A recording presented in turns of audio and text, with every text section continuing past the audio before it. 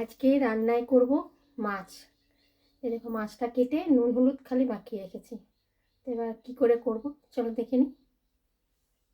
চলো এবার তবে রান্নাটা শুরু করা যাক। কড়াই বসিয়েছি, গ্যাস জ্বালাই। এবার প্রথমে মাছটা ভেজে নেব তেল দিয়ে কড়াই। এই কড়াইয়ে দিয়ে দিলাম তেল। তেলটা গরম হোক ভালো করে। তেল গরম হয়ে গেছে, এবার মাছগুলোকে এক এক করে ছাড়ি।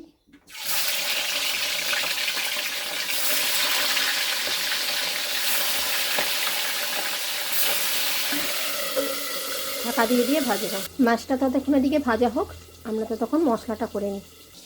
এইদিকে আমি একটা বাটিতে গুঁড়ো মশলাগুলো নিয়ে একটা মশলা বানাবো। প্রথমে একটু নুন দিলাম, একটু রেড চিলি পাউডার দিলাম, একটু হলুদ দিলাম, একটুখানি জিরে গুঁড়ো দিলাম, একটু মিষ্টির জন্য সামান্য একটুখানি গুড়ের পাউডার দিয়ে দিলাম। এবার একটু জল দিয়ে এটা মশলাটা গুলিয়ে রেখে দিই, ভালো করে গুলিয়ে রেখে দিই এটা। আর এইদিকে আর একটা বাটিতে দই ফেটিয়ে রাখলাম, সামান্য একটু টক দই ভালো করে ফেটিয়ে রেখে দিয়েছি। এগুলো সব সরিয়ে রাখি। এদিকে পেঁয়াজ কেটেছি, আর এদিকে আদা না বলছি রসুন আর লঙ্কা আছে। এই রসুন লঙ্কাটা একটু আমি এইটাতে থেতো করে নেব, বাটবো না আর কুচাবো না, ভালো করে এটাতে থেতো করে নিতে হবে। এই দেখো এটা থেতো করে নিয়েছি।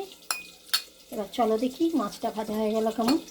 মাছটা একটা পিঠ ভাজা হয়ে গেছে, মাছটাকে এবার উল্টে দেবো।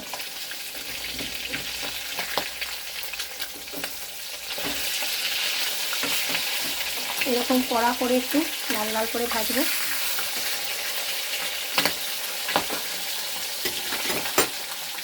মাছ আমার কড়া করে ভাজা হয়ে গেছে, এবারে মাছগুলোকে তুলে নিই। মাছ ভাজাগুলো তুলে নিচ্ছি এবার।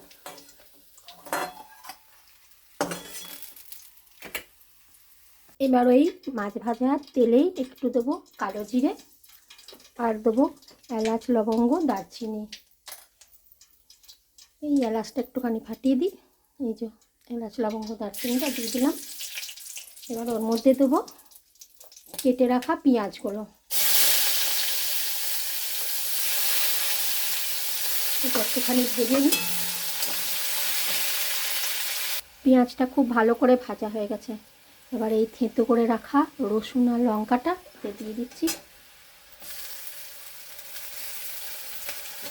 একটুখানি ভেজে নিই এটা।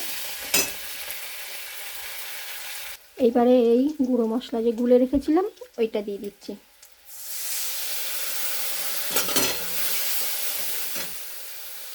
মশলাটা কষা হয়ে গেছে, সামান্য একটুখানি জল দিয়ে দিচ্ছি এতে। একটুখানি ফুটে গেলে তারপরে মাছগুলো দেব। ঝোলটা ফুটে গেছে, এবারে মাছগুলোকে ছেড়ে দিই এক এক করে। একটুখানি ফুটে গেলে তারপর নামিয়ে নেব। উপরে একটুখানি টক দই দেবো, আর দিলাম দুটো চেরা কাঁচা লঙ্কা।